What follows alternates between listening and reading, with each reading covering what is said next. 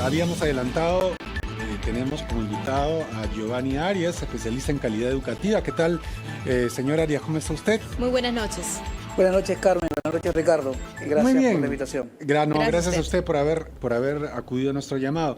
Se ha develado la noticia de que el colegio llamado Atusparia alberga miembros del Movadef, que es el brazo político de Sendero Luminoso. Y uno se pregunta, ¿qué está haciendo el Ministerio de Educación para que, con los filtros necesarios, para que esto no ocurra? Porque, digamos, que el Movadef tenga un colegio es algo gravísimo, y que los padres no sepan ni siquiera dónde están poniendo a sus hijos, porque no tendría por qué saberlo.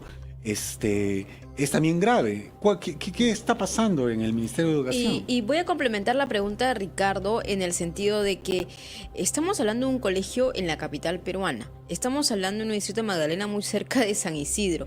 Pero muy aparte de ese dato, antes, algunos meses atrás, veníamos comentando sobre esos famosos, también, personas, maestros que estaban vinculados con el terrorismo, sentenciados, que estaban adoctrinando a niños. En Trujillo, Trujillo, exactamente, ¿no? Entonces no tenemos que alejarnos tanto para ver una realidad que prácticamente está sucediendo a vista y paciencia también de las autoridades. ¿Cómo contener esto?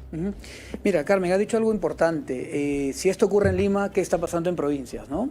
Definitivamente es grave lo que estamos viendo, pero también importante tener en cuenta dónde están los padres de familia. La formación de los estudiantes no es solo responsabilidad de la escuela. Hay que hacer un trabajo de sinergia entre escuelas y familias, ¿no? Eso es importantísimo, y además, cuando hablamos de los entornos de acreditación y certificación de calidad, lo que se exige hoy en día es que justamente los padres estén involucrados en la formación de sus hijos, ¿no? Escuchaba en el reportaje a exalumnos que decían todo lo que habían pasado, inclusive alguno asimilaba este tipo de secuestros que hay en el BRAE con los jovencitos, con los niños. Él decía, algo parecido lo viví en mi escuela, y mientras yo escuchaba el reportaje decía, ¿y dónde estaban esos padres? Porque seguramente ese adolescente debe haber compartido eso con los papás. Pero más allá de ello, no solamente la informalidad de maestros que pueden dictar clases sin tener de repente las licencias respectivas, sino las mismas escuelas, y les pongo un ejemplo puntual.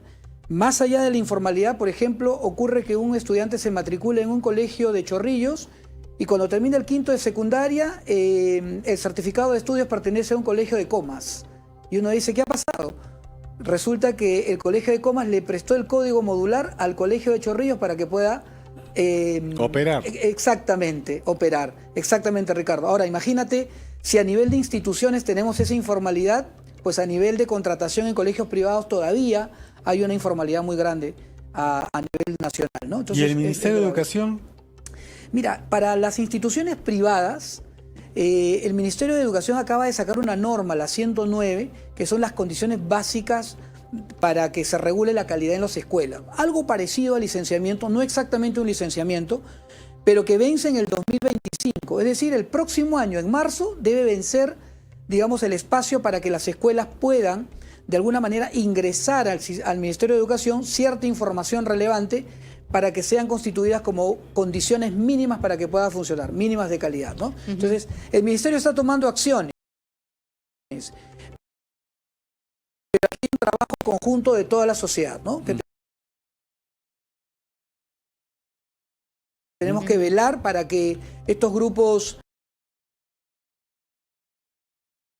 sediciosos pues no se involucren en las escuelas. Recuerden que Sendero Luminoso nació justamente ingresando a las universidades en los primeros siglos. En los ciclos que estamos hablando de jóvenes de 17, 18, 19 años que todavía son manipulables, ¿no? Claro. Pero ahora la cosa se agrava porque está en la educación básica. Exactamente, pero parece que los esfuerzos pues no se están haciendo, o en todo caso no son los suficientes, porque, a ver, me voy a referir ahora al Foro Parlamentario, el Congreso de la República. Dos situaciones base. Congreso aprueba el dictamen mediante el cual docentes deseados podrán ingresar a la carrera pública magisterial, ya hablando acerca de la calidad como tal. Y más de 14.000 maestros aprobados y sin título volverán a las escuelas.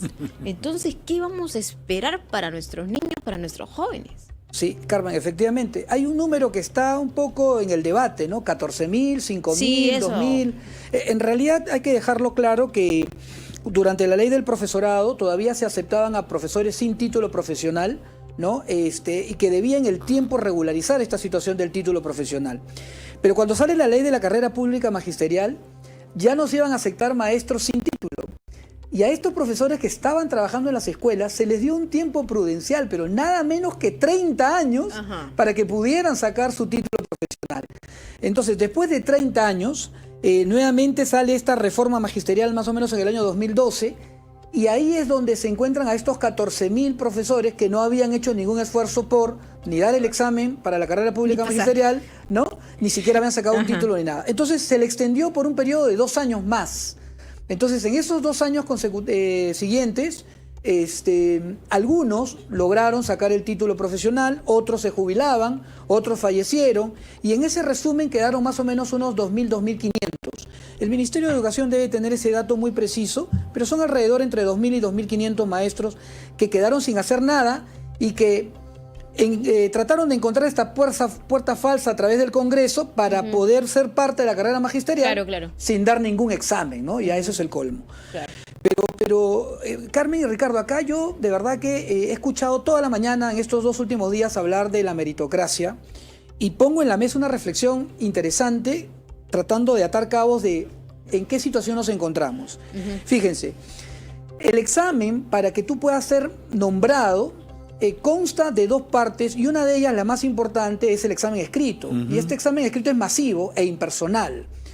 Pero aquí, ¿qué cosa se te pregunta? Primero, parte de la disciplina que tú dictas, es decir, si yo postulo a matemática, me van a hacer algunas preguntas referidas a mi área, pero también razonamiento matemático, razonamiento verbal. Y la pregunta es, ¿y esos contenidos y esas competencias no me forman a mí en la universidad? Es decir, el Ministerio de Educación me va a tomar un examen para medir si sé mi área y además si tengo competencias matemáticas y de comprensión lectora. La pregunta entonces es, ¿qué está pasando con las universidades y sus facultades de educación? Que ni el mismo ministerio, que a pesar de que le da un título a nombre de la nación, no cree en ellas, que tiene que tomarle un examen a los profesores, ¿no es cierto?, para medir esas competencias que se supone han logrado en la universidad y en los institutos. Pero se supone, ahí entramos en un escenario, se supone, y muchos ni siquiera pasan el examen. Exacto, pero hay un detalle, hay muchos maestros que tienen el título profesional, pero probablemente no tengan las competencias. Entonces, cuando uno analiza y dice, ¿dónde está el meollo del asunto?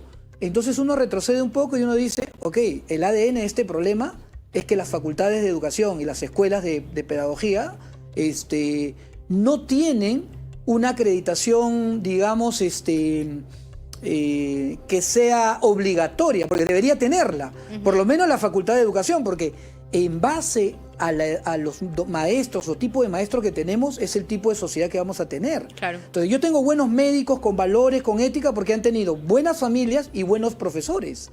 Entonces ahí tenemos una primera interrogante. Y luego lo más interesante, hablamos de la meritocracia, pero aquí yo tengo una inquietud, ¿no? Los que aprueban el examen son los, valga la redundancia, aprobados, y los que no son los desaprobados, ¿no es cierto? Los aprobados se nombran, y los desaprobados, ¿qué creen? Se van a un contrato con el Ministerio de Educación. Vale decir que los que desaprueban, los que no aprobaron para ser parte, digamos, del nombramiento, se quedan fuera, sin embargo el Ministerio de Educación los contrata. Es decir, los que están dictando clase, que o sea, nadie pierde. Exacto. Es decir, estamos hablando de meritocracia, pero los que no logran ingresar para el nombramiento están desaprobados. Sin embargo, el Ministerio de Educación los contrata, ¿no?, para cumplir y cubrir las plazas existentes a nivel nacional. Exactamente, cubrir las plazas existentes a nivel nacional, porque hay colegios en los rincones del país que un profesor, Ricardo, enseña todo, ¿ah?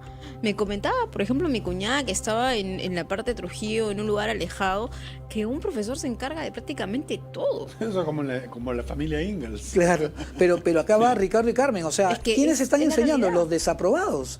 O sea, esos desaprobados, y ahora nos estamos preocupando porque 2.500, no digo que esté bien, definitivamente está mal, pero esos 2.500 que no dieron ningún examen, me pregunto, ¿no están en la misma condición de los que no aprobaron? Claro. Porque esos están dictando clase ahora. Ahora, algo curioso, los que han promovido esta ley, tienes ahí a 3 integrantes como Katy Ugarte, Paul Gutiérrez y Alex Paredes. Katy Ugarte ha dado el examen 7 veces y las ha jalado las 7. Y en el caso de Paul Gutiérrez lo ha dado 5 y ha jalado las 5. Es decir, y ahora son parte del Congreso, ¿no? Yo creo que aquí la reflexión es del Ministerio de Educación, poner barbas en remojo y decir, si bien es cierto esto como un primer paso del hecho de entrar a una especie de meritocracia con estos exámenes, pero yo creo que un examen, mirándolo desde la calidad educativa, que es la especialidad que me ha tocado conocer en estos últimos años, yo diría que un examen no te mide la calidad de un maestro, definitivamente. Y entonces, ¿qué podríamos hacer? Porque la pregunta es no solamente cuestionar al ministerio, sino que aquí es, ¿quiénes deberían evaluar un maestro? Desde mi experiencia en calidad educativa, quien tiene conocimiento pleno de cómo trabaja un maestro son los estudiantes, los padres de familia y los directivos del colegio. Sin embargo, en los colegios públicos, Ricardo, Carmen, los directores no tienen capacidad de decisión. El director de un colegio no puede contratar, no puede despedir, no puede hacer, digamos, estos movimientos, estos procesos que son básicos en una gestión, ¿no? Entonces, imaginémonos por un momento que sea el director y su equipo directivo los que puedan evaluar al profesor.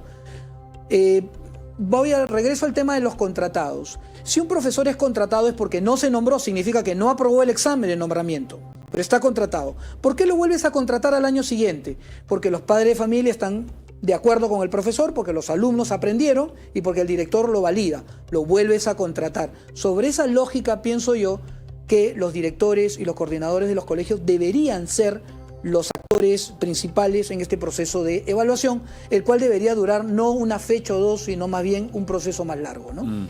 Ahora, hay un tema que me genera curiosidad, Ricardo, también es lo que se está incentivando por parte del gobierno de Dina Boluarte. Me parece que hace tan solo algunas semanas se habló de implementar el curso de inglés en los diferentes colegios a nivel nacional y que las personas que iban a enseñar este curso, este idioma, pues no necesariamente tenían que tener la experiencia, simplemente era como una cuestión de introducción al inglés, ¿no? Es decir, yo podría ser profesora y podría introducir sin haber pasado o tener un título de educación y sin tener una capacitación simplemente por el hecho de que hablo el inglés. Pero ahí también no encontramos un terreno de flexibilidad que puede irse, digamos, para el otro lado. Sí. O sea, me imagino que ser profesor tiene otra dinámica, es pedagógico, hay otros mecanismos, hay estrategias para interactuar con los niños.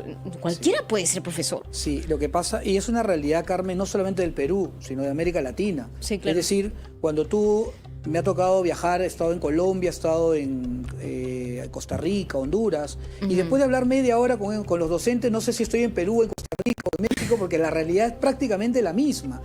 Entonces, yo creo que hay que tomar con responsabilidad la carrera del docente. Así como tenemos esta, digamos, preocupación porque si un médico se equivoca puede fallecer un paciente, claro, o si un arquitecto se equivoca y se derrumba un edificio, si un profesor se equivoca, se malogra una sociedad. O sea, pero no lo estamos tomando con seriedad porque escuchar a un presidente decir que vamos a implementar inglés y que vamos a invitar a los que saben un poco para que por lo menos empiece, me parece que estamos empezando con el pie equivocado, ¿no? Yo creo que hay que darle la formalidad del caso. Y sin ir muy lejos, ocurre que en las escuelas privadas, que hay un proceso, digamos, mucho más acuicioso para seleccionar a los profesores, encontramos profesores de inglés que enseñan inglés a un joven, a un estudiante, desde primero de primaria hasta quinto de secundaria, y en quinto de secundaria no tiene la capacidad de escribir una carta, o no tiene la capacidad para comunicarse de manera básica, y tienes que reforzarlo con estudios en institutos complementarios de inglés. Si eso pasa en la formalidad de lo privado, imaginémonos ahora que en el público queramos poner a profesores improvisados. De verdad que con la educación no se puede jugar, y por eso existen los sistemas de certificación y acreditación, justamente para medir y evaluar con indicadores precisos qué tan efectiva es el trabajo de los docentes en una escuela, ¿no? Claro, pero yo termino con esto, Ricardo, esta reflexión. ¿Cómo hacer más atractivo también la profesión de ser docente en estos momentos? Y me parece eso también, ¿no? Que sería importante abordar, porque no se está dando esa mirada. Pero, Carmen, hay algo importante. A través de la carrera magisterial, créeme que hoy la mayor competencia de un colegio privado es el público, porque económicamente un profesor de primer nivel está alrededor de los 3.000 soles, sí, y va hasta el octavo nivel. Entonces, en esa línea de ahí también hay que tener cuidado porque en base a exámenes, ¿no? Tú vas ascendiendo, entonces puede ser que el promedio de un maestro que esté en cuarto o quinto nivel podría estar entre los 4.000, 5.000. Es decir, que económicamente no está ganando mal. ¿Ya? Pero la pregunta es, ¿estamos viendo resultados? Y entonces aquí la clave es que los maestros tienen que trabajar en base a resultados, indicadores, metas que se tiene que trazar el Ministerio de Educación para que realmente se evalúe una escuela en función de cuántos estudiantes logran el perfil de egreso. Cuando ustedes van a una tienda y compran un teléfono, ¿qué pasa cuando el teléfono salió malogrado? Tú vas a la tienda y le dices que te devuelva tu plata o que te dé otro teléfono, ¿no es cierto? Ok, en la educación ocurre lo mismo. Tú pagas por un servicio, y cuando digo pagan, tanto lo público como lo privado, porque ojo que lo público no es gratuito. Carmen, Ricardo y yo pagamos parte de la escuela pública con nuestros impuestos, o sea, nada es gratis. Entonces la pregunta es, ¿pero qué me vende, entre comillas, qué me ofrece la escuela pública y la privada? Un perfil de egreso. Vale decir que en quinto de media, el estudiante debe haber logrado ciertas competencias para que pueda desenvolverse para la vida, porque recuerden que la educación básica no es un centro preuniversitario, ¿no? Miden el éxito de una escuela porque dicen ¿cuántos ingresaron de mi escuela a la universidad? La educación básica en realidad te forma para la vida, para que puedas tomar decisiones importantes. Tú puedes ser un buen futbolista, un buen artista, ¿no? La decisión que tú tomes, pero en base al desarrollo de estas competencias que te dieron desde la educación básica y también con valores, ¿no? Bueno, le agradecemos mucho a Giovanni Arias, especialista en calidad educativa, por habernos dado estas apreciaciones sobre un tema tan importante como es la educación pública, la educación privada, en fin. Así es. Y,